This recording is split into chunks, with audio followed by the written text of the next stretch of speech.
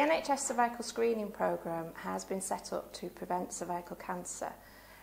It doesn't actually diagnose a cervical cancer. What it does do is look for abnormal cells from the neck of your womb, the cervix, and see whether those abnormal cells may, in 10-15 years' time, turn into cancer.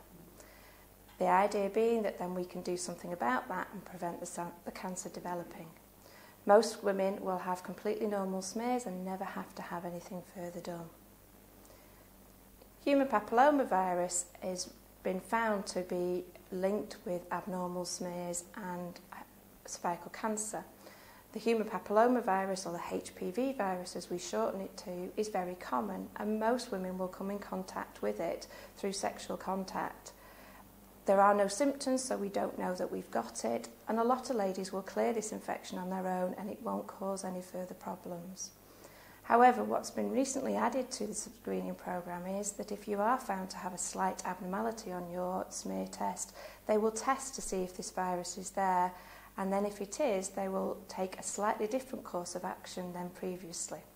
If you haven't got this virus there, then they will send you back to the normal screening programme and you will be invited back at the normal frequency to have further smears.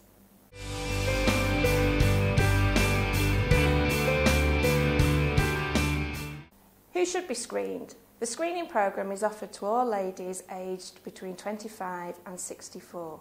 Those ladies under the age of 50 will be offered three yearly smears, and those ladies over the age of 50 will be offered 5 yearly smears. These, you will receive a letter to be invited for your smear from your GP practice, so it is really important that your GP practice has the most up-to-date address.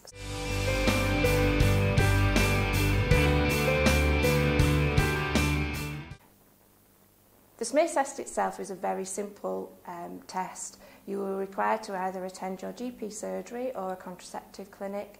You can request an appointment with a female nurse or a female GP if you require. It is very simple to do. We ask you to undress from the waist below and lie on one of our couches.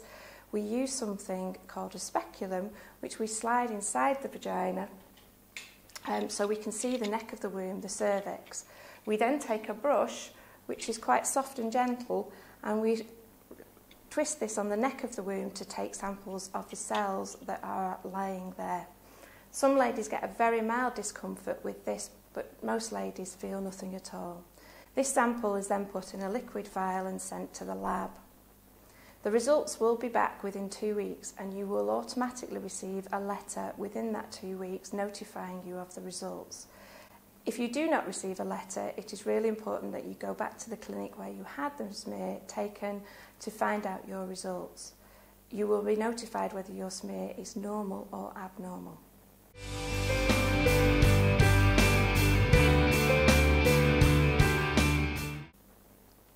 If your smear is abnormal, you will receive a letter advising you that you have been referred directly to the colposcopy clinic.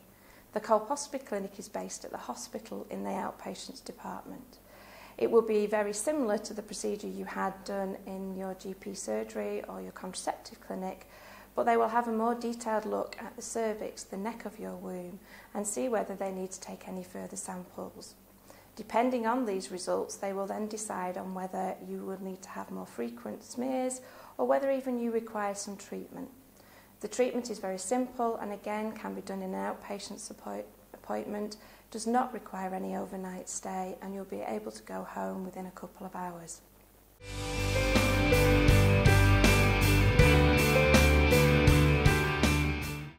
What makes you at high risk? The biggest risk of getting cervical cancer is not attending for your screening. You will be invited every 3 years and every 5 years to attend, depending on your age, and this is an ideal opportunity to make sure you don't get cervical cancer. Other things that increase your risk are smoking. The age that you first have sex also increases your risk, and if you first have sex at a younger age, this will put you at higher risk of having abnormalities on your cervix. However, the screening programme doesn't advise smears under the age of 25. Having multiple sexual partners will also give you multiple risk of being exposed to this human papillomavirus, and so again this can increase your risk. If you have to take immunosuppressant drugs, drugs that suppress your immune system, we know that this can also increase your risk of cervical cancer. And so those ladies who may have had a transplant or are on HIV medication will be invited to attend more frequent smears.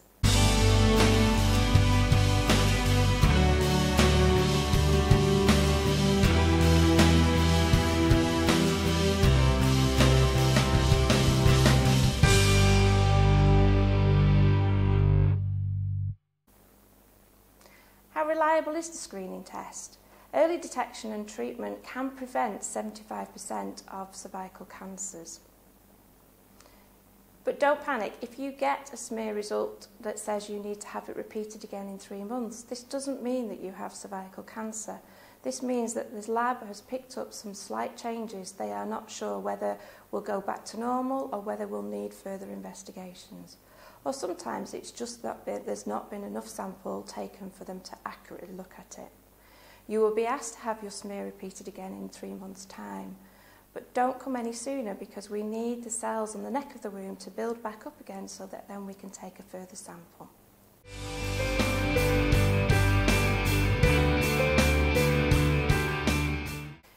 In summary, the cervical screening programme does reduce your risk of cervical cancer. Due to the screening programme since 1980, we've halved the number of cervical cancer diagnoses.